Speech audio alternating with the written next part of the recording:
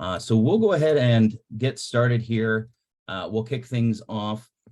So I am Matt Smith. I'm from Demandwell, and I am very excited to be joined today by Alexa Amatuli from Pillar, Katie Baird, and Sina Heinlein from Codalicious to hear some ways in which that they are winning in marketing with no budget, no time, and no fucks. So we're going to get rolling here.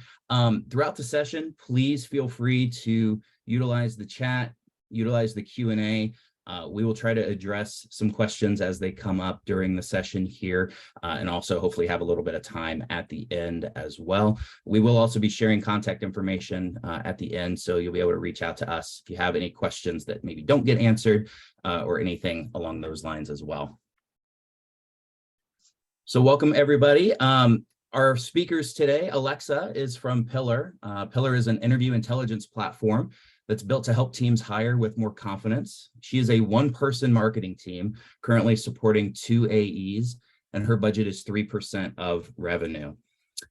Katie and Sina are joining us from Codalicious today. They have a little bit of a larger team. They're a computer science curriculum built for K-12 teachers. They're a 3-person marketing team currently supporting 7 AEs and 3 SDRs. And their budget is 15% of revenue. So with that, let's hear from our panel about how to win at marketing with no budget, no time, and no fucks. Thanks, Matt. So we wanted to quickly define what we're talking about when we say marketing with no budget, no time, and no fucks, so we're not giving anybody panic attacks. The first is no budget. Obviously, when you don't have the money to buy traffic, you have to focus on what is going to bring traffic and conversions organically. When you don't have any time, you're a small team or a big team working within a lot of areas, you can't build everything from scratch. You have to get the most use and reuse out of all of the resources you already have. And no fucks. If you have to make every action count, you can't focus on everything. Doesn't mean we're saying you should not care about things. You just have to be really judicious about what you do focus on and what you decide you're willing to let go of in the moment. So with that, we're all going to share some of our successes, beginning with Alexa sharing some of the no budget examples from Pillar. Awesome, thanks so much. So yeah, as Matt mentioned, Pillar's marketing budget is 3% of our annual revenue. So as you can imagine, we have to be super scrappy with the marketing initiatives that we put in place. So I'm going to walk you through 3 of our most successful channels to date, the first being outbound email. So I'll talk a little bit about what has worked for us, what hasn't, dive into an example, and then talk about some of the results that we've seen through each of these channels. So yeah, outbound email, what we do with these is we do weekly email campaigns through HubSpot's sequence feature. And what has really worked for us is there definitely is a major volume play. So we're sending emails out to 1 to 2K people per week. You really can't expect to drive meetings if you're only sending emails to 100 to 200 people. They also have to be multi-touch campaigns. So we're not just sending 1 email out, we're sending 5 emails across like a 5-week period so that we're remaining top of mind throughout this time frame. And ultimately, the goal is to get them to book a meeting, right? And then something that we've had more success with recently is incorporating video into our emails. It creates that human element and also is a great way to stand out in the inbox. And then what hasn't worked for us, this is probably nothing new, but just reiterating on these things, dull subject lines. Email is such a heavily saturated market that your subject lines have to be super compelling. And that also comes with personalization. So putting the name in the subject line, putting the company name in the body of the email, but just making sure that the email looks like it was written for that individual person. And then finally, super long email copy does not work. And we'll kind of talk about that in the example on the next slide. But just like super crisp, pain point messaging, 1 to 2 sentences is hopefully going to achieve the result that you want. So on the next slide, we'll walk through an example. So this is one of the emails and one of these email sequences that we sent out at the top of the year. And I like to call this the one email campaign that brought a major beverage corp into our pipeline.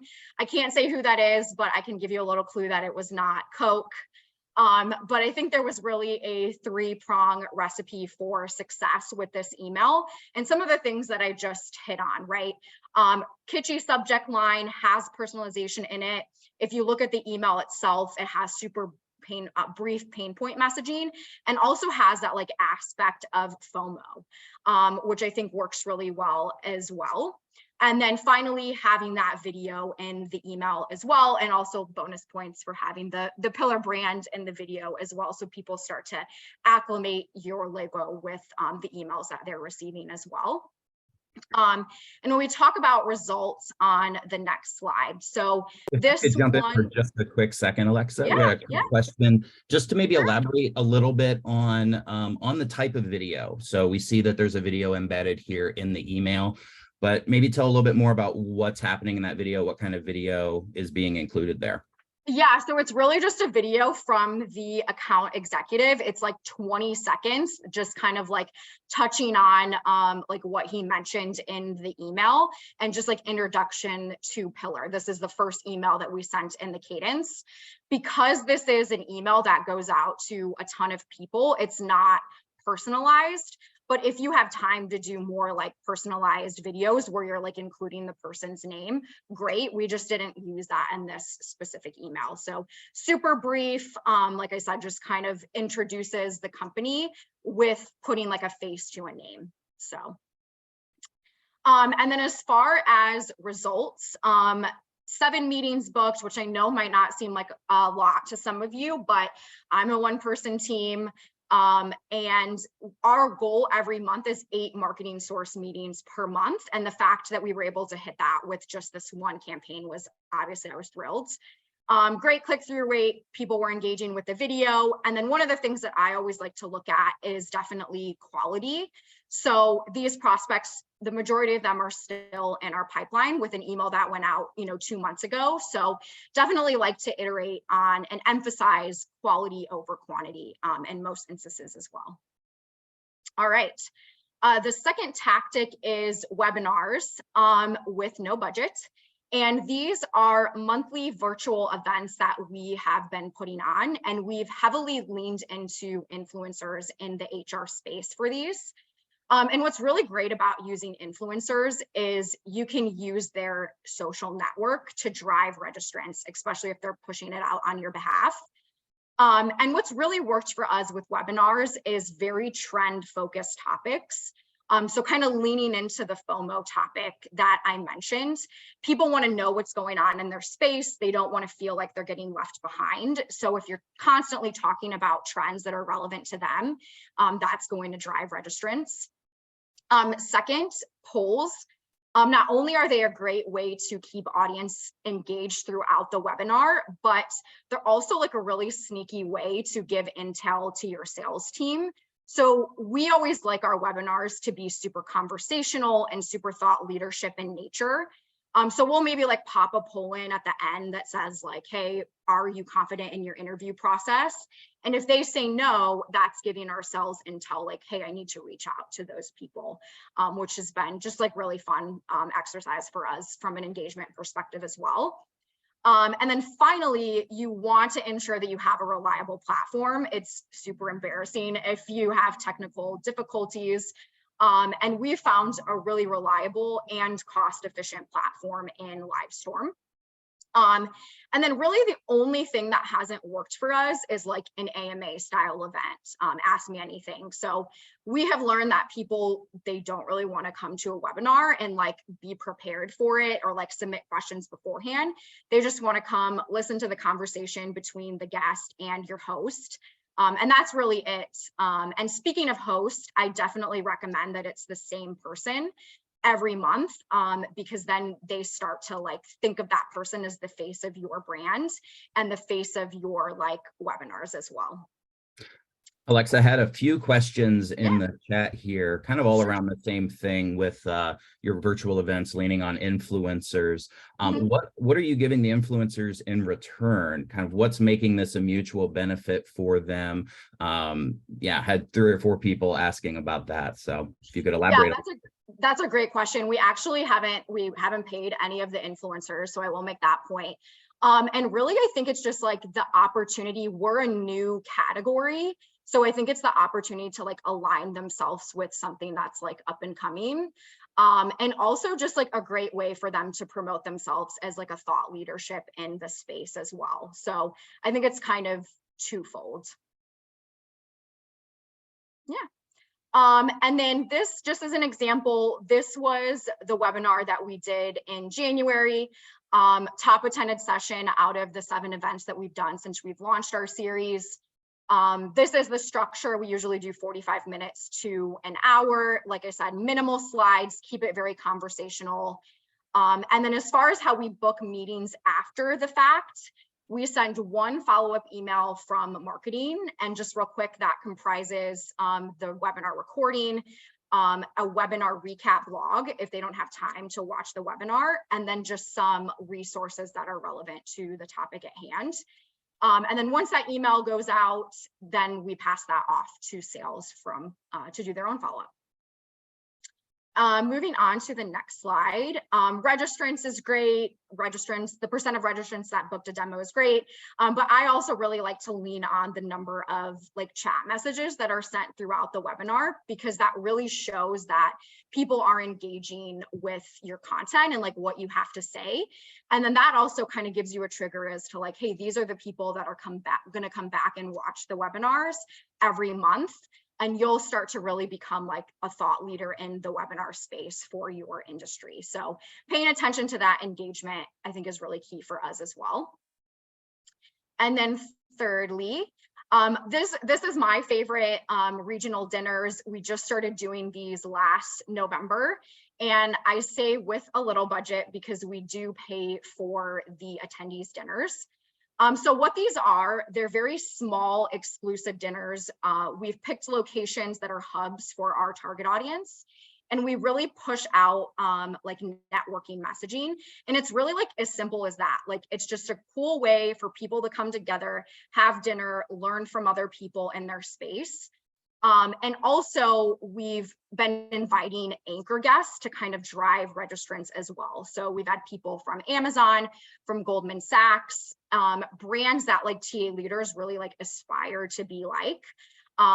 They want to learn from not just the attendees, but these anchor guests as well. And something that's really surprised me too is like, you'll see this email here looks pretty, but when we get to the next slide in a minute here, you'll see that it's more of like a plain text invite. And those have actually worked better for us. And I think that's because it looks like the email was like made specifically for them, and that we're like exclusively inviting them to the event rather than just like a blanketed email blast. And some of the things that haven't worked for us is timing. So you don't want to book a dinner the week of spring break, the week before Thanksgiving. We learned the hard way there, but just like think about what that event calendar looks like for everybody throughout the year. And then finally, just ensure that there's like some kind of structure to the evening, which I'll walk through what that looks like in a minute here as well. So this is a dinner that we did in San Francisco. Like I said, this is the more plain text email. We keep these events very exclusive and small on purpose. We want to make people feel special, that they're getting this like special invite to this dinner. And with our messaging, we really use like the sense of urgency and the FOMO that I spoke about before. So, hey, we only have 1 slot left, we only have 2 slots left. And although that might not necessarily be true, it also really bodes well for you, because then you're not like working a day or 2 before to try to fill the table. And also promoting other attendees that are going to be there. As you start to drive in registrants is really great to include in the email as well, because these are companies that everybody, wants to learn from as well. I mentioned structure. it's like I said, it's after work, keep it to 2 hours. If you're feeding them drinks, if you're feeding them good food, if you're having great discussion, it's definitely going to be worthwhile for them. And then there's kind of like a little bit more pressure on them to book a meeting with you after the fact. You gave them dinner, so they feel more apt to want to learn more about, what you're doing in the space, which is good. And then as far as like how marketing and sales kind of split the follow-up up, it's marketing's responsibility to fill the table, and then sales is responsible for like booking those post-dinner meetings. Just throwing that tidbit in there. And then finally, for results, like I said, we keep these very small on purpose. I would say 20 max, and then you can kind of split up the folks from your company across the tables. 85% of attendees booked a demo. We really strive for 100%, but there's obviously going to be some people who just come, and that's just the way the world works. And then we still have folks that are in our pipeline, and this dinner, like I said, was in January, so our sales cycle is a little bit longer than that. So definitely work to bring in deals to our pipeline and just start to garner attention in these specific cities. So those are my tactics from Pillar's perspective, and I will go ahead and pass it along to Codelicious to talk through theirs. Yeah, really quickly, just going to jump in. Had a question around registrants from your webinars, booking demos. You'd said about 52%. They were curious, is there any sort of demo offer or incentive to get that number so high? No, I mean, we really don't like do any offers or anything, no free trial or anything. I think we've just like but we haven't done that many. So I think that that's probably why the results are a little bit higher as well, as we like continue to do webinars and more people continue to show up every month, and also our customers join as well. I'll definitely like expect that number to drop. But no offers or anything, but that's not to say that I wouldn't do that. We just haven't. Great, thanks. Yeah. All right, thanks Alexa for showing those examples. I'm going to now jump into some tactics that have worked well for Codelicious. So for right now, we're going to stick with this theme of no budget, and we're going to talk about lead generation with no budget. So just as a bit of a background of how we're thinking about this, I'm Scottish. Scottish people are known for being really thrifty, and a core value that we hold close to our hearts is that nothing is for free. And this is the same thing that really applies to gated content. We're asking for a trade. So we're asking for our contact's name, email, information for something in return that is worth it to them. So I'm going to start out with what didn't work for us. When I started at Codelicious 4 years ago, everything was behind a gate. And let me tell you, not everything was worth that trade of information that I just talked about. So when Sina and I started putting together a more thoughtful lead generation strategy, we learned that gated content needs to be 3 things. It needs to be valuable, needs to be unique, and it needs to be findable. So let's break that down a little bit. For valuable, put simply, people need to want it. Is it industry research you've conducted? Is it something that will save them time? Is it a product or a piece of that product? At the end of the day, it needs to be something of value to your contacts and potential customers. It needs to be unique, something in your industry that not everybody has. Let's be real, something that's not gated could be just a quick Google away. It could be really similar to what you're offering behind this gate. So I like to start thinking about your competitive differentiator for inspiration when you're thinking about gated content. And then finally, it needs to be findable. Again, we don't have money for paid ads here. So once we find that valuable and unique thing, we need to plaster it all over the website, and we also need to optimize it for organic search. So on the next slide here, I want to share an example from Codelicious. So at Codelicious, we gate individual lessons from our curriculum. So we actually gate a piece of our product. It's valuable because there's so many teachers across the country who are trying to teach computer science right now. They need a place to start. This gives them one. It's unique because we take a really procedural approach to our lessons that makes it easy for new computer science teachers just to jump right in. And then finally, to make it findable, we compiled all the links to these free lessons onto one page, which is optimized for the keyword computer science lesson plans. And you can see the top of that page here. So to make this even more findable, we use Demandwell to gather all of the related keywords to computer science lesson plans. And at the bottom of this page, we wrote a long form paragraph that talks about computer science lessons and includes all those different keywords. We also added a video of one of our customer experience team members talking through how to actually teach a lesson plan and show how that would be applicable in the classroom. And we took this page and we linked it all over the place. We put it all over our site. So all of these elements together are telling Google that this is a key page for people who are looking for computer science lesson plans. And then we actually deliver on that promise for real humans and not just a search engine with our gated content. And so totally for free, we're seeing some amazing results that I'll talk through on the next slide here. So we are a top 10 search result for computer science lesson plans. We've oscillated anywhere between 1 and 9, but again, that's all on page 1. So we're seeing really great traffic. We have a 7.3% page view to conversion rate. So about 7% of the people who land on that page go on to download one or multiple of those free lessons. And then finally, which I think this is the biggest stat that we can share, is that 33% of these inbound leads are converting to customers. So 1/3 of these inbound contacts that we share with sales become a closed won deal. And using this strategy, we can really rest easy knowing that we're sending qualified leads over to our sales team and we're not spending any money to do it. So next, we're going to jump into an example here for no time. And we're just going to discuss content creation right now. So small teams, goes without saying, don't have time to constantly be brainstorming new ideas. At least for our team, we have to always be writing and publishing new content in order to support those page view and lead goals that we have for our sales team. So we reuse and repurpose content, which I'm sure isn't a new idea to many marketers on this call right now, but the question is, how do you actually make this practical in your day-to-day life? So what works for us, we start our content planning by gathering ideas through research, brainstorming with customer-facing teams, and we also occasionally bring customers into our content creation process as well.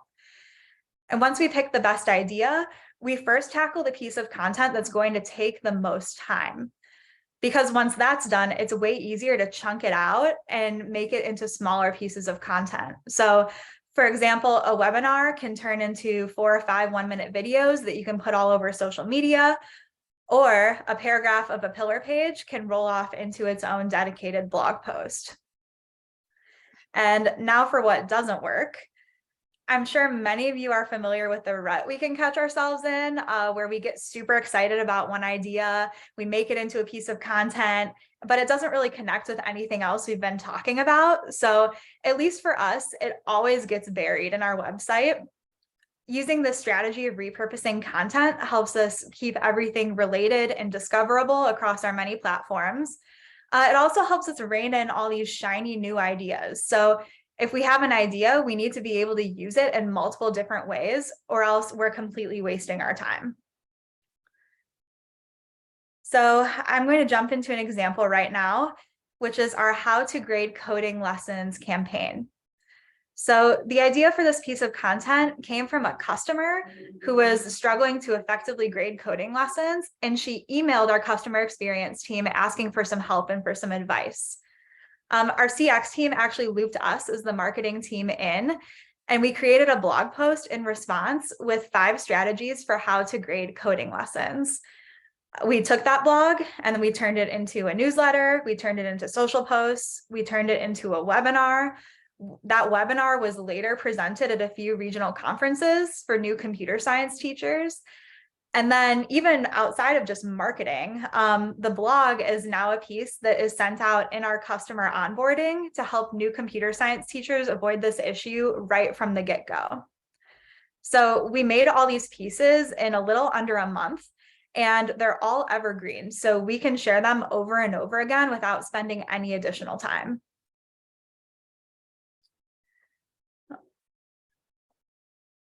And some results from that.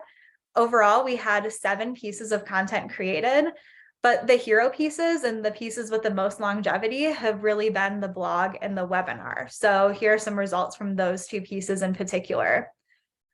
Our blog has seen 231% year-over-year growth in page views. So you can see in the screenshot from Google Analytics, the orange is 2021, and you can see when it really started ranking for keywords and getting traction in March. The blue line is 2022, so you can see some really steady and consistent growth throughout the entire year last year.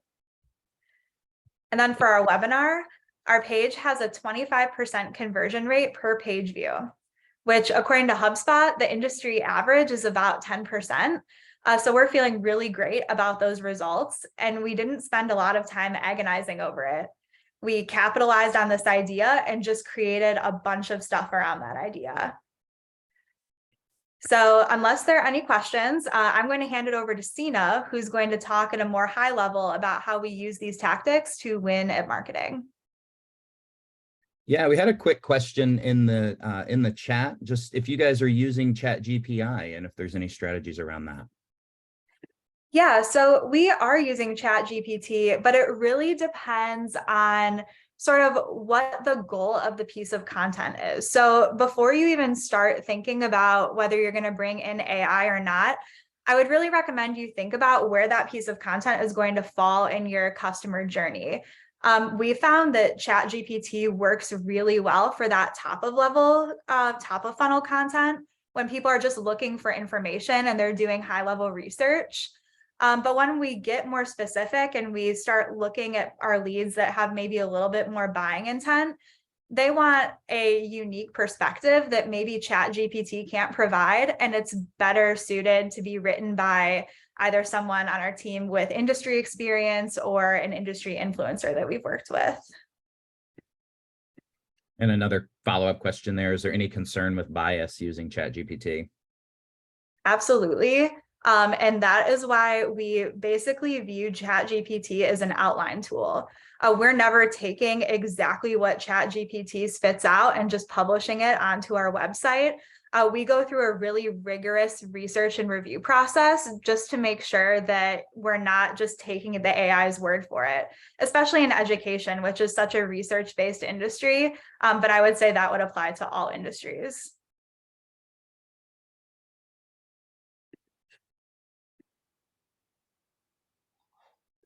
Awesome, thank you. So with the no fucks, I heard a joke one time about how everyone has a really small bucket of fucks and you have to decide when it's really important for you to give one. So basically the triple constraints of project management apply here, right? It's cost, it's time, and it's scope. Or you can have it cheap, you can have it fast, or you can have it perfect, but you're not getting all 3. What this means for us is that we have to really carefully consider when to give a fuck. What has to be perfect? What can we sort of let go of some of the things for us?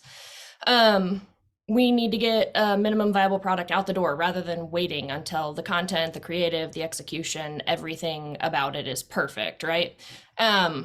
We kind of look at this as incorporating an agile-ish, fail-fast MVP approach into our marketing. So what that looks like in practice is a website that isn't static. We've updated our main page a couple times, right? We see the goal of the end product, which in the case of our homepage, it's to convert traffic, right? So we'll put something up we can go live with, we test it. Where do the buttons go? What words do we use in the buttons? How many buttons do we have? And then whatever's getting the best results we keep for now anyway. If you pay attention to our website over the course of a month, I'm sure the main page changes, what, Katie, like 10 to 15 times in any given month? Oh my gosh, yeah. I'm working on a new one right now. We change it all the time. It's a website, right? We can change it, we can fix it, we can revert it. We're not going to break anything. I worked for a startup called Wikia, which is now Fandom, in San Francisco. And my CEO told me, just put the button up there. It doesn't have to go anywhere. If you get me 50% of our traffic clicking on the button, then we'll worry about making the page it's supposed to go to.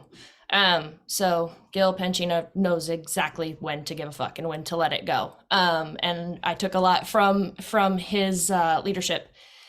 And if you look at the next page, you can see kind of where we put this into practice. Where we put this into practice, is basically everywhere. 2021, we didn't have a budget for paid advertising, so we had to find ways to keep the funnel alive. Hiring a team full of amazing marketing resources wasn't an option, so we had to do things quickly and we had to do things cheaply, which meant we couldn't spend the fucks making everything perfect. We had to be really conscious of what projects, initiatives, and plans we were prioritizing. And Katie and I had to get really comfortable letting some things ship when they weren't pixel perfect. An example of this is on the right. The background is the first version and the foreground is the second version. And we're sharing this with you because we trust you all not to judge us too bad on the early versions, but there you have it, right? We needed to get something out. We needed to print it. We printed a couple and then went for a V2 that looked slightly less garbage. So yeah, you have to be okay with flyers that convey the information. They get the point across and they're not actual pieces of art and you don't share them with your designer friends. But we wanted to hyper focus on programs that would improve web conversion rates, and this flyer wasn't one of those things. So if you go to the next slide, we can look through some of our results. So 2021, we began a really heavy focus on content material reuse and thoughtfully gated content like Katie talked about. So 2022 was a continuation of that strategy with additional SEO and CRO work. So you can see here, we've had 131% year over year growth in users, 18% growth in the number of pages per session, and a 50% growth in session to contact conversions. So what this means, right, is that we're delivering more people who look at more things and convert at higher rates. And we're doing all of that with a super small budget, very little time, and a laser focus on when to give a fuck.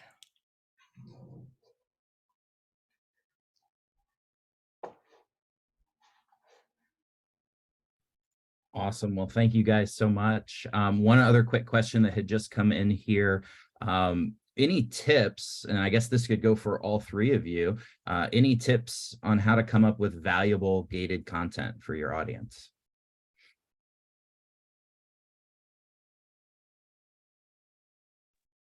Yeah, so I would say first things first, really look at the things that your customers love about your product. I think that that really can help you get a good angle on maybe what some of those competitive differentiators are that I talked about.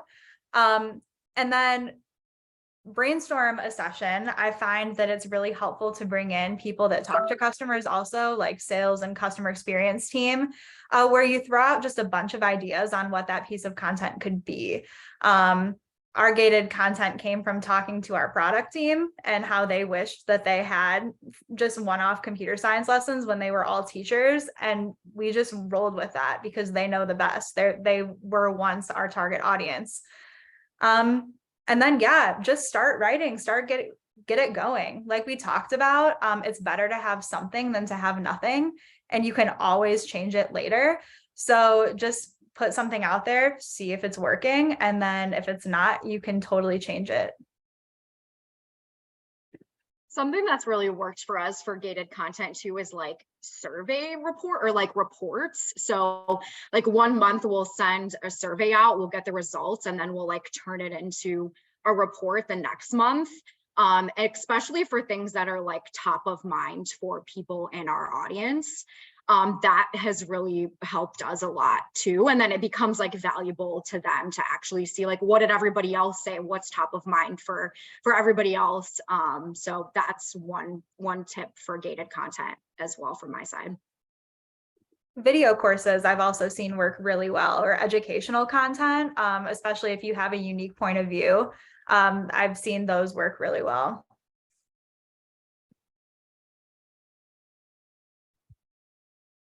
Awesome. Very cool.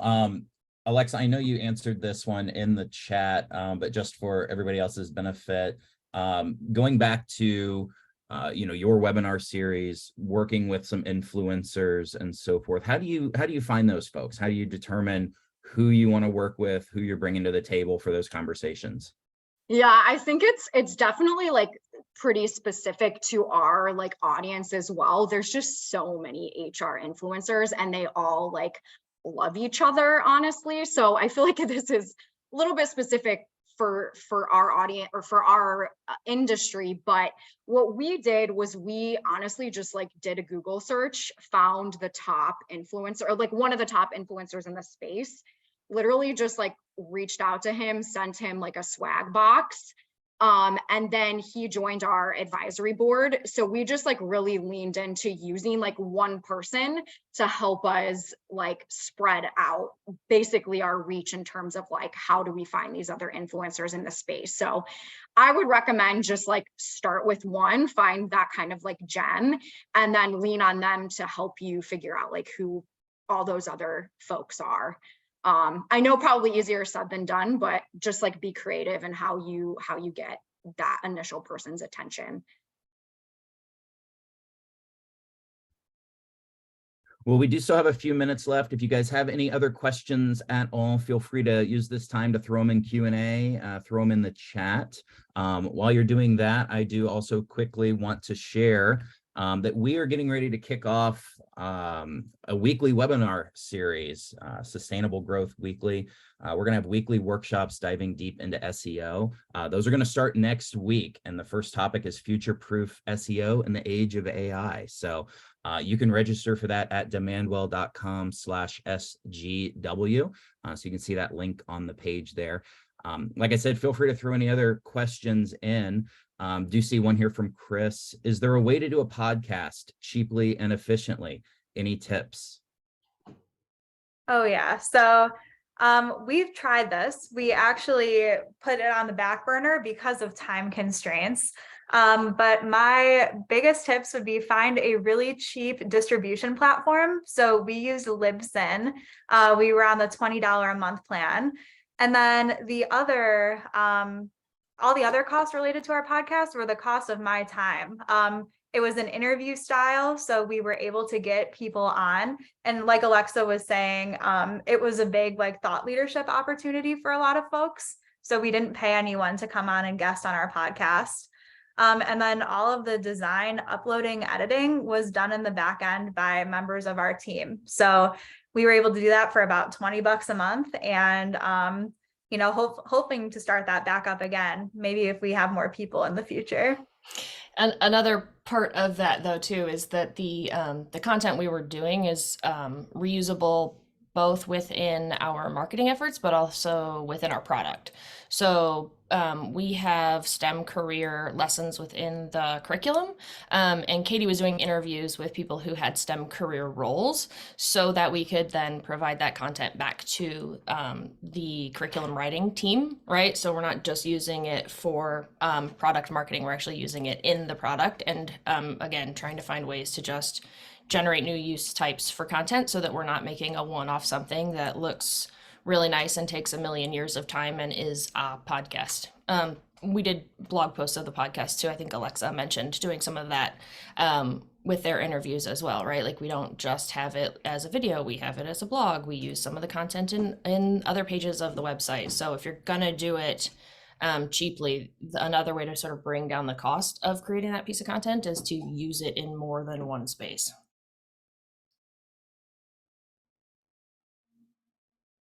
Oh, Katie, Jacqueline has a question about how much time do you spend optimizing post webinars, landing pages, and what are your tips to get started? My tip, honestly, they didn't pay me to say this, is Demandwell, but Katie can probably give you a little bit more insight into how we do that actually on the day-to-day. Yeah. So when we're looking at what pages to optimize, we have a dashboard in Data Studio that we call our CRO dashboard, where we can see the most common 3 steps that people take to fill out a form, basically, whether that's a free lesson or a free trial or a demo. So that's always the place that we start. the URLs that are appearing on that over and over again are the ones that we're looking at optimizing. And I'd say my team typically looks at it like 2 or 3 times a week. The typical optimization steps that we take are pulling down additional keywords. So like Sina said, Demandwell is amazing for that. But there are other free tools as well. You know, you could use Google Search Console or Keyword Tool. But I'm going to plug Demandwell because it makes life very easy. And then we just work on adding those keywords into the copy of the page.